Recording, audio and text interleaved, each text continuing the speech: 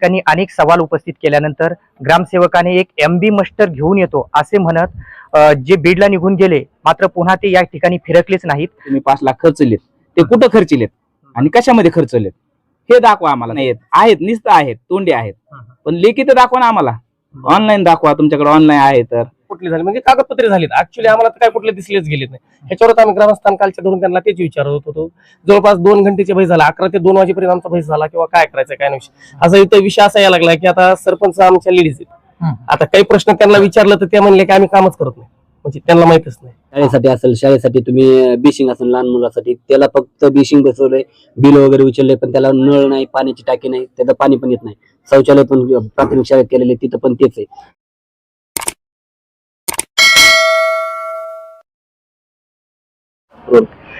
बीडच्या लोळदगाव येथे ग्रामपंचायत समोर ग्रामसभा आयोजित करण्यात आली होती. मात्र या ठिकाणी नागरिकांनी अनेक सवाल उपस्थित केल्यानंतर ग्रामसेवकाने एक MB मस्टर घेऊन येतो असे म्हणत जे बीडला निघून गेले, मात्र पुन्हा ते या ठिकाणी फिरकलेच नाहीत. मात्र गेली 2 दिवसापासून या ठिकाणी माझ्या पाठीमागे आपण पाहू शकता ज्या पद्धतीने ग्रामस्थ या ठिकाणी ग्रामसभेला जे बसलेले आहेत ते अद्यापही या ठिकाणी उठलेले नाहीत.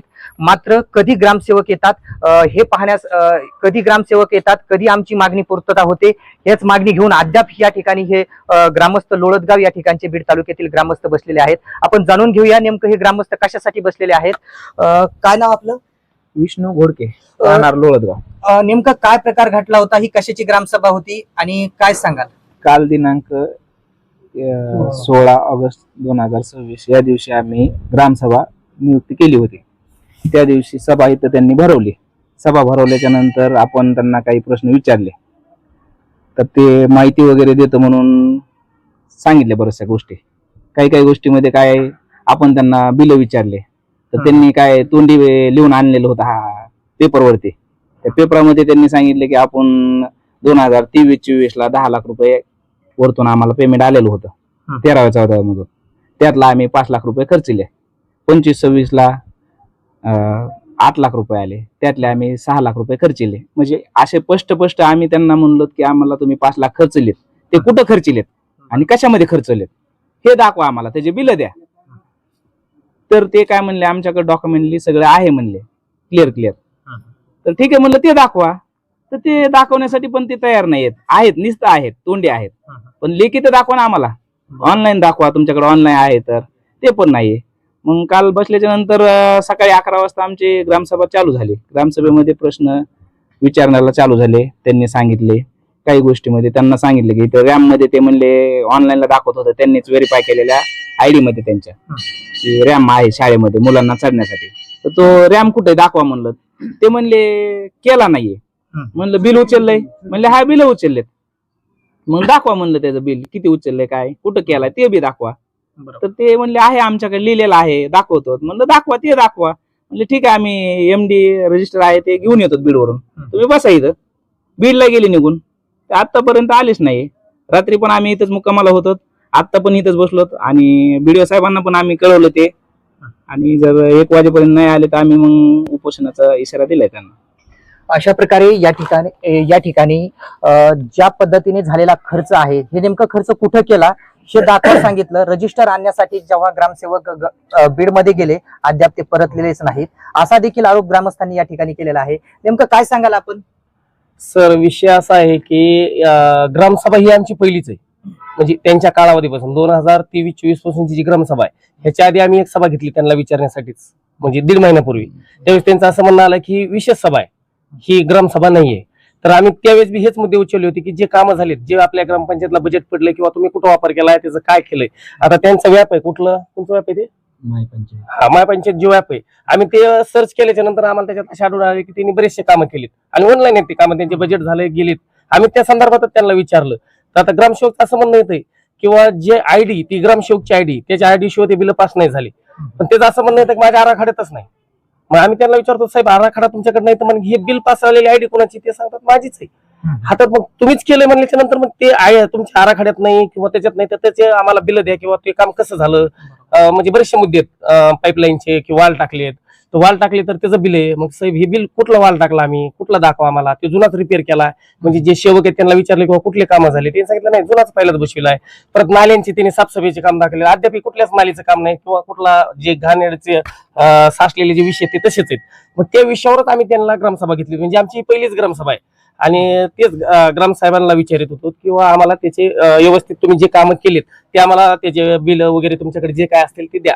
आमचा काल तेच सवाल होता त्यांना. त्यांनी जवळपास 2 घंटे बहिस घातला. याच्या आधीची जी सभा झाली 1.5 महिन्यापूर्वी ती विशेष सभा होती, म्हणजे ग्रामसभा नव्हती, त्यांचं असं म्हणणं आलं. तर त्यावेळेस त्यांना सांगितलं होतं की आम्हाला दुसऱ्या सभेत द्या, म्हणजे मी 15 तारीख म्हणजे 15 दिवसांनीच ग्रामसभा ठेवा. पण ते म्हणले नाही आम्हाला टाइम द्या भरपूर, की एवढ्या लवकर बिल वगैरे नाही निघत. तर ठीक आहे, आम्ही 15 ऑगस्ट दिलं, पण 15 ऑगस्ट दिवशी कसं असतं सगळ्यांच्या मागे गडबड असते म्हणून आम्ही 16 दिलं. तर कालच्या सभेला तोच विषय झाला. काल बी त्यांचं तेच म्हणणं आलं, हो झालेत काम, कुठले झाले म्हणजे कागदपत्रे झालेत. ऍक्च्युली आम्हाला तर काय कुठले दिसलेच गेलेत नाही. ह्याच्यावरच आम्ही ग्रामस्थान कालच्या धरून त्यांना तेच विचारत होतो. जवळपास 2 घंटेचे बहिस झाला, 11 ते 2 वाजेपर्यंत आमचा बहिस झाला किंवा काय करायचं काय नाही. असा इथं विषय असा यायला लागला की आता सरपंच आमच्या लेडीज आहेत. आता काही प्रश्न त्यांना विचारलं तर ते म्हणले की आम्ही कामच करत नाही, म्हणजे त्यांना माहितच नाही. त्यांचे मिस्टर वगैरे पती करतात काम, आता ते पण नव्हते. आता उपसरपंच होते तर ते म्हणले मी एवढं काय ते सांगू शकत नाही. आणि जी बॉडी मेंबर होती त्यांची 1 का 2च होते, बाकीचे तर नव्हतेच. आता काही गेल्या सभेला नव्हते, ते या सभेला होते. आता त्यांच्या ते बोलले तर आम्ही त्यांना व्यवस्थित विचारलं किंवा ज्यांना विचारलंय त्यांनीच उत्तर द्या. समजा जे मेंबर आहे त्यांच्या अवॉर्डचं जे असेल क्लिअर त्यावेळेस तुम्ही बोला. म्हणजे आमचे बरेचसे असे झाले व्हिडिओ वगैरे सगळे त्यांचे. तर शेवट आमचा विषय आला किंवा ते म्हणले आणखीन टाइम द्या आम्हाला. आमचं काल असं म्हणणं आलं की आम्ही टाइम देऊ शकत नाही, तुमचं जी काय केली केले हे आम्हाला आजच्या आज पाहिजेच. मग त्यांच्यात बहिस झाला समजा, त्यांच्यात काहीतरी बोलणे झाल्याच्या नंतर मग ग्रामसेवकने आम्हाला असं सांगितलं किंवा जी माझी MD रजिस्टर आहे ते बीडला आहे. आम्ही त्यांना परवा फोन करून सांगितलं की सर येताना MD रजिस्टर सकट घेऊन या, कारण त्याच्यात पूर्ण माहिती त्याच्यातच आहे. अशी त्यांनी काय केलं, साधे पेज आणले असे 3 लिहून, त्याच्यावर असं दाखवलं की हे 10 लाखाचं वरून बजेट आलं, त्यातलं 7 लाख रुपये काम केलं, हे दुसऱ्या वर्षाचं, हे तिसऱ्या वर्षाचं, आणि एवढे कामं झालीत. म्हणलं साहेब ह्याच्यावर शिक्का नाही, याच्यावर काय, हे तुम्ही लिहून आणलं, आम्हाला हे नकोय म्हणलं.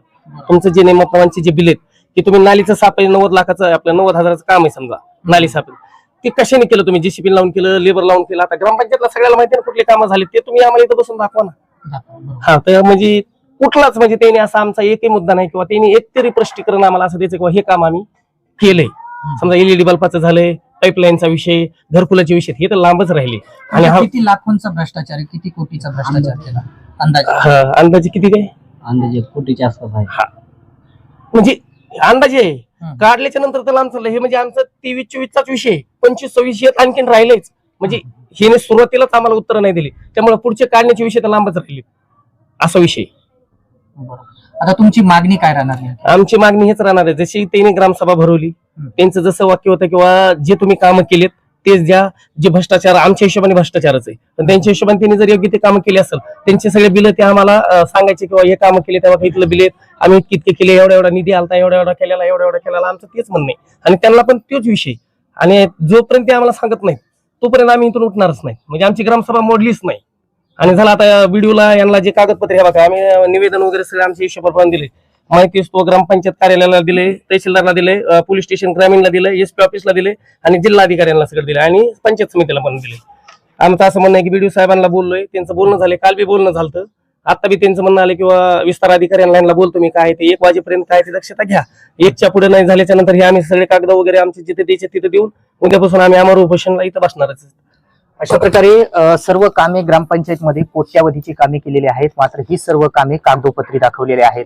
ग्रामस्थांनी हे कामे कुठे केली आहेत असा सवाल उपस्थित केल्यानंतर अद्याप देखील प्रशासनाकडे या ग्रामस्थांना समाधानकारक देण्यासाठी उत्तर नाही. आपल्यासोबत आणखीन काही ग्रामस्थ आहेत, आपण त्यांच्याशी जाणून घेऊयात.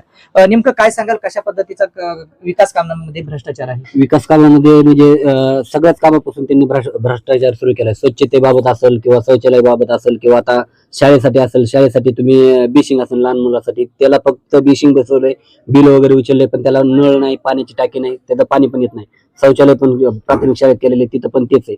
आता सध्याला जर तुम्ही जर बघितलं तर इथं म्हणजे लहान मुलाचा जीव पण धोक्यात आहे, कारण की हे त्या प्राथमिक शाळेकडे पण सरपंचाचा असेल किंवा ग्रामसेवकाचा असेल लक्ष नाही किंवा त्याचा विकास पण केलेला नाही. आमचं मागणी एकच आहे की जे गावासाठी जे निधी आलेला आहे वरून, हे काय सरपंच काय त्यांच्या पदर खिशातून घालत नाही. जे गव्हर्नमेंट देत आहे, निधी देत आहे, ते निधी कुठं वापर केलाय तुम्ही किंवा कोणत्या कामासाठी केलेला आहे ह्याचाच आम्हाला प्रश्न पाहिजे, उत्तर पाहिजे. आणि मेन म्हणजे रस्ते, रस्ते जिथं गरजेचे रस्ते तर हे रस्ते सोडून दिले आणि जिथं गरज नसताना तिथं रस्ते केले त्यांनी. हे एक का केलं त्यांनी असं, त्याचं एक आम्हाला मोठा प्रश्न आहे. आपल्या कारण की गावाच्या परिसरामध्ये आता आम्ही पाहिलं अद्याप गावाला रस्ते नाहीत, नाल्या नाहीत. काय सांगाल, कसा विकास कसा होईल? विकास म्हणजे विकास फक्त कागदपत्री विकास झालेला आहे. प्रॉपर जर बघितलं तर ग्राउंड लेवलला विकास काहीच झालेला नाही. फक्त कागदपत्री विकास आहे, बिल आहेत, सगळं आहे त्यांच्याकडे.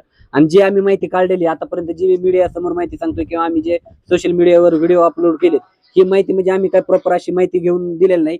त्यांनी जे पंचायतला जे टाकलेलं आहे, जे सबमिट केलेलं आहे, हेच आम्ही सगळं लेखी काढून तेच प्रश्न विचारतो. त्यांनी जे अपलोड केले ते जे त्यांच्याकडे उत्तर नाहीत. अशा प्रकारे प्रशासनाकडे ग्रामस्थांना देण्यासाठी उत्तर नाहीत. काय मागणी आहे तुमची, काय सांगाल? काय हेच आम्ही रस्त्याचं, विद्यार्थी शाळा शिकते त्यांच्या त्या शौचालयाचं ह्याचं त्याचं विचारलं. आमच्या गावाला महिला सरपंच आहे, महिला सरपंच आणखीन हे काम केलंय. पाणी मिळतं का वेळेवर?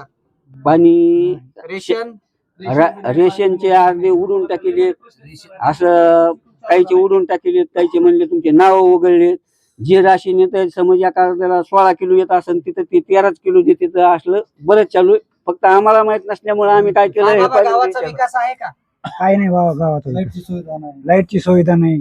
आमची वस्ती तिकडं असुरबा वस्ती म्हणून, तिकडे कशाचाच आतापर्यंत कुठलाच विकास केला नाही आमचा. एमबी रजिस्टर जे आणायला जातो म्हणले बीडला, तर सगळ्यात महत्वाचा म्हणजे प्रश्न इथं उपस्थित होतो की एमबी रजिस्टर जे ते ग्रामपंचायतच्या बाहेर गेलंच नाही पाहिजे, ऑफिसच्या बाहेर.